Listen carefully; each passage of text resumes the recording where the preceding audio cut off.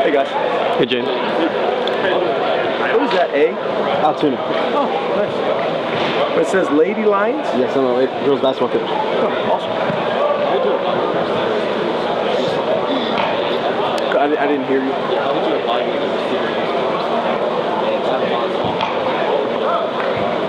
I'm having a hard time hearing you. I heard the receiver. Can you speak up?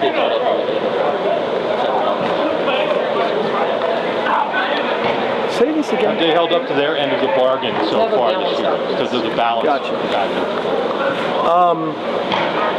Yeah, I mean, obviously when you're looking at every single position group, you always are going to want more production, no matter where you're at. You know, we knew coming into this season that we had some guys that needed to step up offensively for us. There's still a ton of football left. There's still an opportunity this Saturday. But yeah, you could kind of go through each receiver and tell a different story with each one of them. But it's not just the wideouts. It's the quarterback, it's the wideouts, it's the protection, it's all of it. But yeah, overall, I feel pretty good. What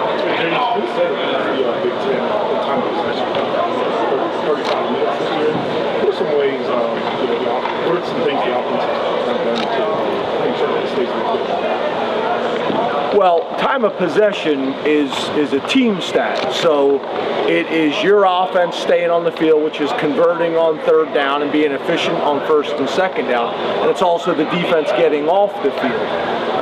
It's both of those things. So that's what needs to happen. You know, our offense needs to stay on the field, do a good job on first and second down, get the manageable third downs, convert on third down, continue to move the ball down the field, and then when our defense is in that similar position, they need to get off the field on third down.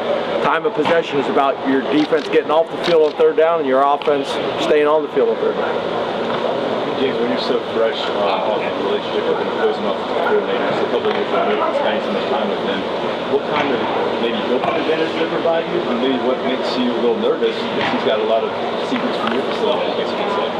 Yeah, I think, you know, to be honest with you, in today's college football, that's happening all the time. You know, Michigan had a guy on their staff that had been with us for a number of years. You know, we had an offensive coordinator there, obviously. That's college football now. There's staffs changing and people moving for opportunities. So that happens more times than not now, to be honest with you. But yeah, he's got a really good understanding of who we are and what we do and how we operate and our personnel.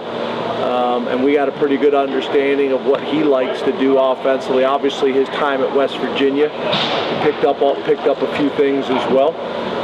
But we got a pretty good idea who they are as well. So I think to a degree, it's probably an even exchange. James, can you speak to the logistical challenges of the kind of recruiting weekend that you're looking at this weekend? You know, how many people are involved and how difficult is it to do that in the course of the season, in the middle of the season? Yeah, one of the things that's been really valuable that we did not have when we first got here, and we've worked hard, is the Lion Ambassadors. The Lion Ambassadors has been really valuable for us to work with the university and get experts about what it's like to be a student at Penn State and be able to give tours and answer questions, especially on days like Saturday, where the numbers are going to be too much for just our football staff to handle. But yeah, you know, this is going to be your opportunity for you to be able to get a bunch of people on campus. I think we have to be up front, you know, and honest with a lot of them. It's not a normal game day where we're going to be able to spend a lot of time with them, not just because of all the things that are going on from a whiteout perspective, but also just the numbers, just the raw numbers that there are of prospects, big-time prospects that are going to be here. So, but it takes a lot of organization. You know, the other thing is making sure recruits and prospects understand, like, this is not a game for you to bring your buddies from high school. It's your parents and that's it. And if you want to bring buddies from high school, it's another game. You know, we got a big we got a big recruiting ticket allotment for the whole athletic department, but this weekend tests you for sure. So it takes a lot of organization, you know, and also just making sure what people are getting themselves into coming into town and parking and all those other things. There's a lot that goes into it. What have you learned about your demeanor in the week following a loss, and how has that not evolved over the course of your career? Yeah, I think it has evolved, and I think that's critical for our entire organization, for all the assistants, for myself, for the players. I think it's really important. I think at the end of the day, whether it's practice or whether it's in our facility, the players are going to feed off of our energy. And there's a fine line between making sure everybody understands, that whatever the outcome was not good enough, but also not to the point where it lingers. That is critical. And in this conference and on our side of the conference, there's no time for lingering, feelings or emotions.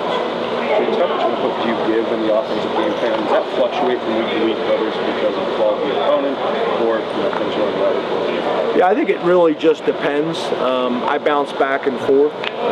Spend most of my time with the offense, but I bounce back and forth with the defense. If there's something that I need to bring up on special teams to Stacy, I'll either bring it up in his office in the morning before the day starts, or at the end of the day, or when we're meeting as a full group on special teams. Same thing from time to time with Manny in the mornings or late at night on defense. But then on offense, I spend more of my time there. But it's more of a sounding board for the offensive coordinator, and very rarely is there something that I'm adamant about. There's some things, whether it's practice schedule or certain things that I'm adamant about, but very rarely. Typically, I'm bringing a guy in and letting him do his job, or I wouldn't have brought him in. When you have two guys who are flashing as much as Curtis and Abdul have at the same position, make you wonder how you can get the two on the field at the same time?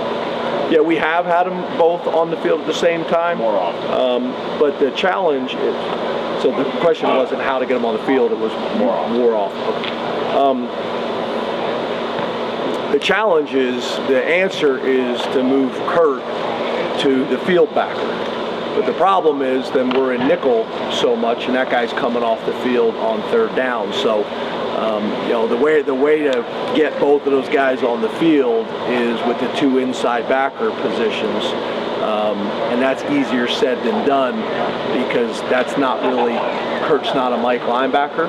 Abdul may be a Mike linebacker one day, but it doesn't make sense right now, to do that. So that's the challenge. But we have gone big base with both of those guys on the field. Have there been any differences or even challenges in preparing defense with Tanner Morgan's status unclear at this time? No, because we know the offensive coordinator very well and what they're going to do and how they're going to operate. I mean, you look at him,